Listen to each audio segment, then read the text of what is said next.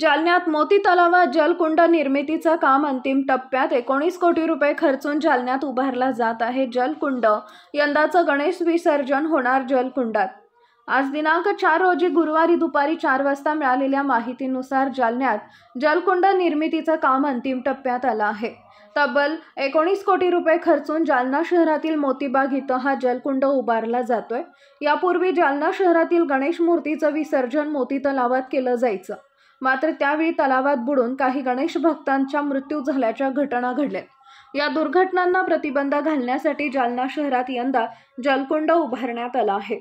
300 bye 200 फूट क्षेत्रफळ असलेला हा जलकुंड 20 फूट खोल असून त्यात 4.5 ते 5 कोटी लिटर पाणी साठवण्याची क्षमता आहे।